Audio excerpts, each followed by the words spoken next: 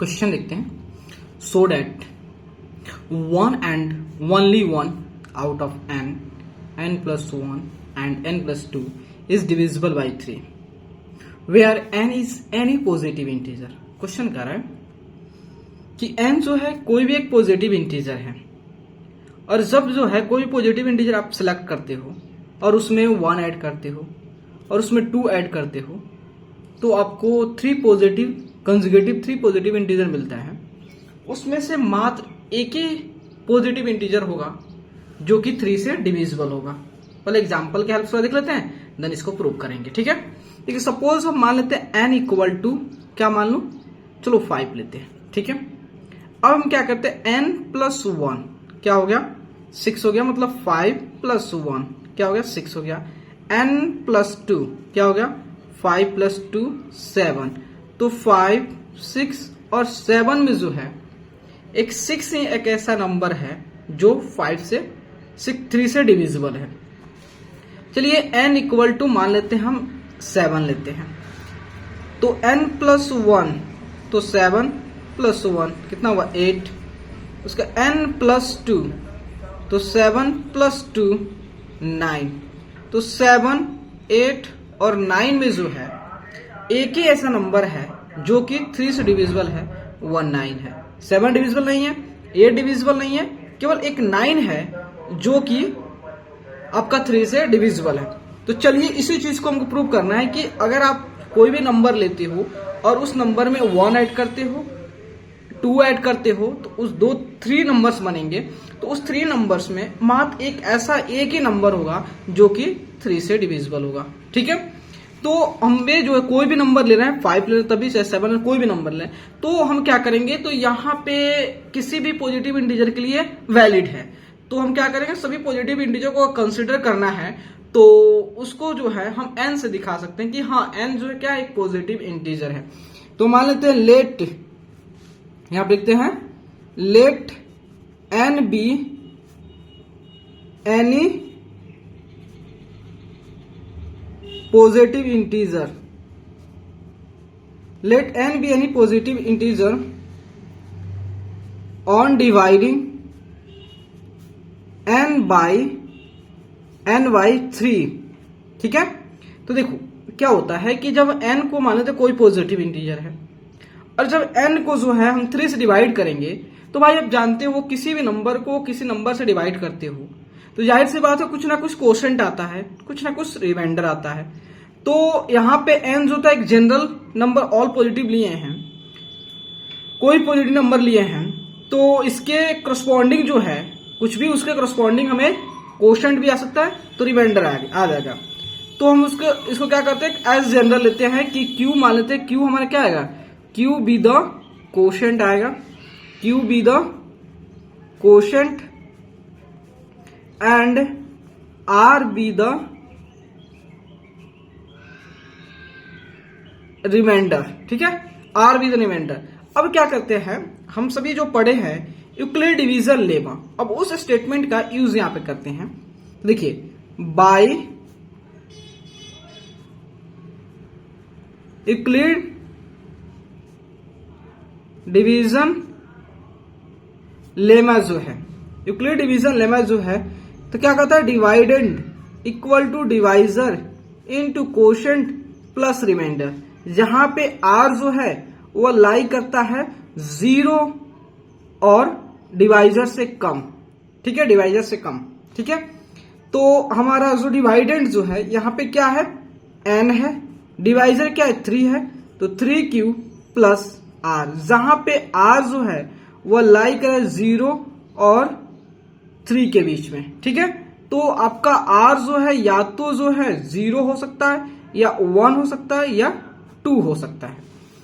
तो मान लेते हैं, देखिए, तो अगर जो था R इक्वल टू मान लेते हैं, इफ R इक्वल टू 0 हो गया तो n इक्वल टू क्या होगा, तो 3Q हो जाएगा।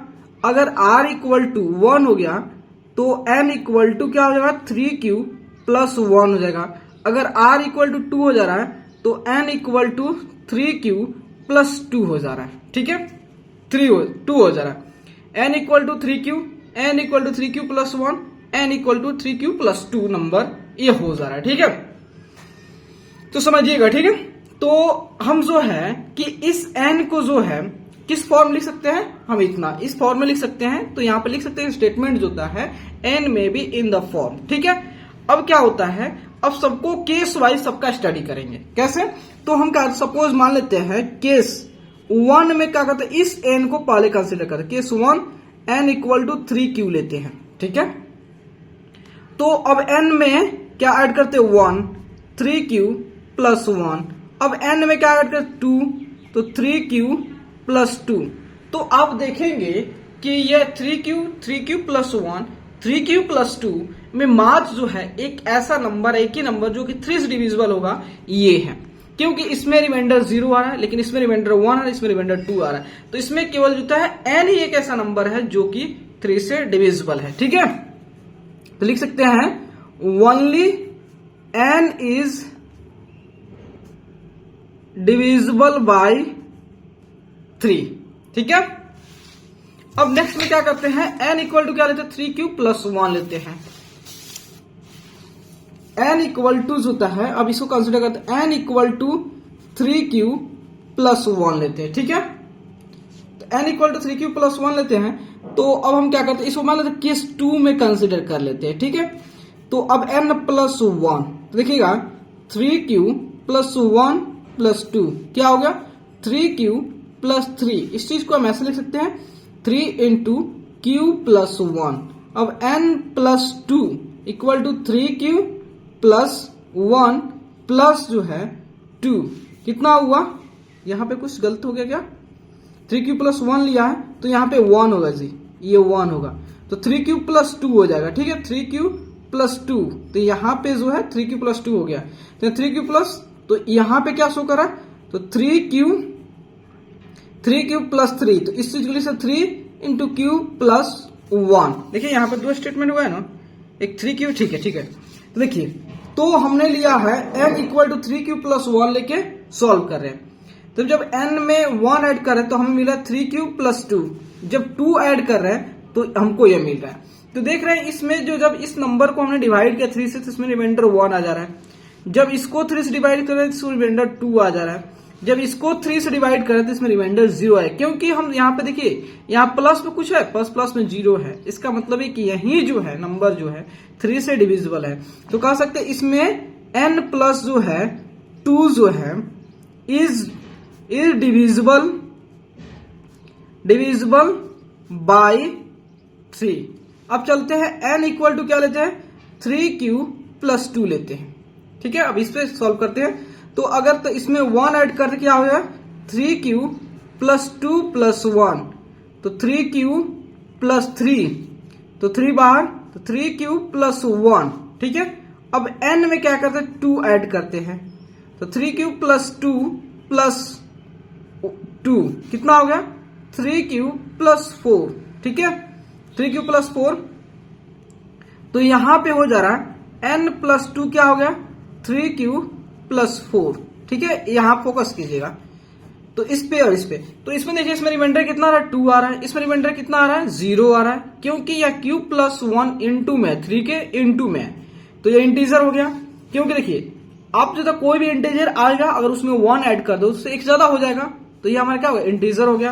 ये 3 को q+4 होता है, क्या होता है, इसमें रिमाइंडर 4 आ रहा है। इसमें रिमाइंडर कितना आ रहा है, 4 आ रहा है। इसका मतलब जो तीनों में से मात्र एक यही एक नंबर डिविजिबल है। तो यहां पे जो है 3q यहां पे इसने लिखा ओनली जो है n+1 इज डिविजिबल बाय 3। ठीक है, तो प्लीज दोस्तों अगर आपको वीडियो अच्छे लगे और आपके लिए अगर हेल्पफुल है तो प्लीज चैनल को लाइक एंड सब्सक्राइब प्लीज जरूर करें, क्योंकि आपका like and subscribe he motivate करता है। Okay, thank you my friends.